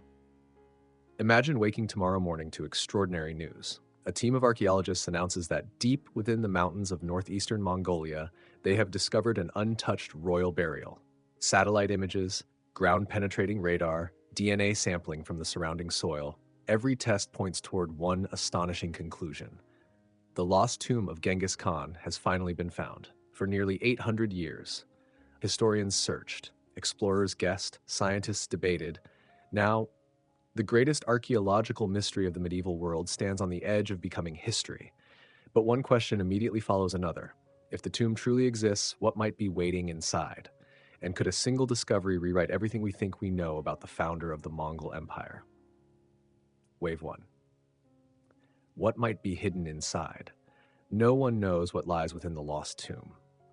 Yet archaeology allows us to make educated possibilities based on Mongol burial customs, royal traditions, and discoveries from other elite burials across the Eurasian steppe. The first expectation would be weapons, not merely symbols of war, but objects that defined a Mongol ruler. A composite bow, finely crafted arrows, a curved saber, armor built for speed rather than heavy defense. Each object could reveal how elite Mongol warriors combined mobility with deadly efficiency. Clothing might tell another story. Silk robes imported from China, fine wool from the steppe, leather riding equipment, decorative belts displaying status rather than luxury alone. Modern textile analysis could reveal trade connections stretching thousands of kilometers. Then there are the horses. Throughout his life, the horse was Genghis Khan's closest companion. Many steppe cultures buried important individuals alongside horses or horse equipment, although whether this occurred in Genghis Khan's own burial remains unknown. If preserved, bridles, saddles, or horse remains could provide extraordinary insights into Mongol breeding, transportation, and warfare. Treasure inevitably captures the public imagination. Gold, silver, jewels, ceremonial objects, such items may indeed exist. Yet historians increasingly believe that the greatest treasures would not be precious metals. They would be information. Imagine discovering sealed wooden chests containing diplomatic correspondence, imperial decrees, administrative records, early legal texts, or perhaps fragments of the mysterious Yasa itself. One surviving document could answer questions debated for centuries. Knowledge, not gold, would become the true treasure. What could modern science reveal? Even if no written records survived, modern science could transform the tomb into an extraordinary historical laboratory. If human remains were confirmed, ancient DNA analysis might answer one of history's greatest genetic questions. Could scientists finally compare the famous Y chromosome lineage with the DNA of Genghis Khan himself? For the first time, the famous hypothesis linking millions of modern men to the Mongol imperial family could be directly tested. Stable isotope analysis could reveal something equally fascinating.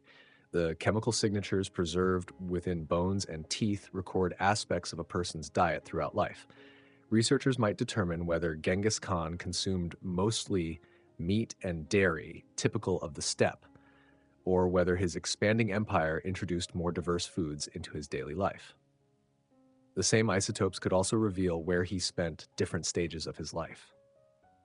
Every landscape leaves subtle chemical fingerprints inside the human body. Scientists might even reconstruct patterns of migration from childhood to adulthood. Tiny traces of ancient microorganisms preserved in dental plaque or burial sediments could provide unexpected clues. Researchers now study ancient bacteria and viruses to understand historical diseases. Did Genghis Khan suffer from chronic infections? Did he carry pathogens common among nomadic populations? Modern microbiology sometimes answers questions unimaginable only a generation ago. Bones themselves preserve silent evidence: healed fractures, arthritis, muscle attachment patterns. Repeated horseback riding leaves recognizable changes in the skeleton. Old battle injuries may still be visible centuries later. Medical imaging could reveal whether the conqueror truly carried wounds accumulated through decades of warfare. His teeth could reveal nutritional stress during childhood. His bones could hint at illness during old age. Science cannot resurrect the dead, but it can sometimes hear the stories hidden within their remains. Wave 3. Would the discovery rewrite history? Suppose the tomb were confirmed beyond doubt. Would history change overnight?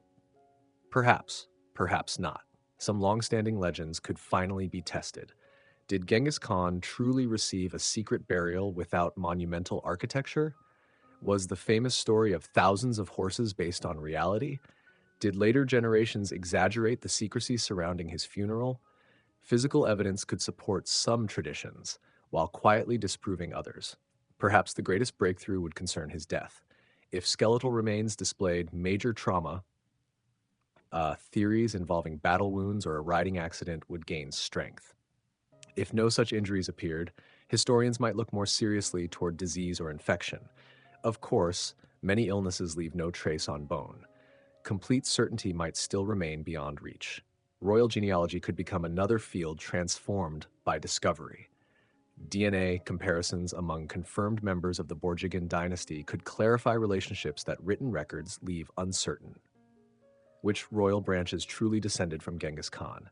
Which later claims were political inventions designed to strengthen legitimacy? The answers might reshape our understanding of the Mongol imperial family. Artifacts within the tomb could also reveal how power actually functioned. Official seals, administrative tablets, ceremonial regalia, military insignia, foreign gifts. Each object would illuminate how the empire governed territories stretching from East Asia to Eastern Europe. The greatest value of archaeology is not confirming famous stories. It is revealing ordinary realities that legends often overlook. Wave 4. Should the tomb be excavated? Yet before opening the tomb, another question demands attention. Should it be opened at all? Archaeologists often argue that excavation preserves knowledge before time destroys it forever. Organic materials decay. Climate changes. Natural disasters occur. Carefully documented excavation can protect priceless evidence for future generations. Others respond with equal conviction. Excavation is destruction. Once a burial chamber is opened, its original context can never be recreated. Every decision removes information forever. Many Mongolians add another perspective. For them, Genghis Khan is not merely an archaeological subject. He is a national founder, a cultural ancestor, a figure surrounded by deep historical and spiritual significance. Many believe his resting place deserves permanent respect, not scientific intrusion. This debate reflects a broader global conversation. The tomb of the Egyptian pharaoh, entity, people, Tutankhamun, ancient Eads. Tutankhamun exposure also introduced conservation challenges. The tomb of entity people, Qin Shi Huang, first Qin Shi Huang burial chamber, because researchers believe current technology cannot yet preserve everything that might be discovered. These examples teach an important lesson. Sometimes, waiting is itself a scientific decision. Future generations may possess better tools, less destructive methods, greater knowledge. The choice is therefore not simply between excavation and inaction. It is between curiosity, responsibility, and respect. Wave 5. The greatest mystery was never underground. After 12 chapters, we have crossed the grasslands of Mongolia, followed armies across continents, examined forgotten chronicles, explored archaeology, questioned legends, studied genetics, and searched for a tomb that no one has yet found. Perhaps the greatest secret of Genghis Khan has never been buried beneath the earth. Perhaps it has always lived above it. His empire connected civilizations from East Asia to Eastern Europe. Trade routes once divided by countless frontiers became arteries through which goods, ideas, technologies, religions, and cultures flowed across Eurasia. His military organization transformed the art of warfare. His administrative reforms demonstrated that a nomadic empire could govern an astonishing diversity of peoples. Modern genetic research suggests that one paternal lineage associated with the Mongol imperial family expanded across millions of descendants, although the precise connection to Genghis Khan himself remains an active subject of scientific study. And somewhere, perhaps beneath a quiet mountain, perhaps beneath an ordinary valley, or perhaps hidden forever by nature itself, lies a tomb that continues to challenge historians, archaeologists, geneticists, and every new generation of scientific technology. Will we find it one day? Perhaps. Artificial intelligence may identify patterns invisible to human eyes. Remote sensing may uncover buried landscapes without disturbing the soil. Future technologies we cannot yet imagine may solve puzzles that today appear impossible. Or perhaps the world will never discover the resting place of Genghis Khan. And perhaps that would be a fitting ending. The man who conquered kingdoms without leaving a confirmed portrait, who built an empire larger than any before it, who may have left a genetic legacy reaching across continents, also left behind one final unanswered question. Not a question of war, not a question of power, but a question of memory. History often measures greatness by monuments, by statues, by palaces, by magnificent tombs. Genghis Khan may have achieved something far stranger. His greatest monument was not built from stone, it was built from consequences, in the borders of nations, in the roots of commerce, in the exchange of civilizations, in the debates of historians, in the laboratories of geneticists, and in a mystery that has survived nearly 8 centuries. Perhaps one day, science will finally reveal where the great Khan rests, or perhaps the greatest mystery Genghis Khan ever created was ensuring that no one would ever know. And in that silence, his final conquest continues.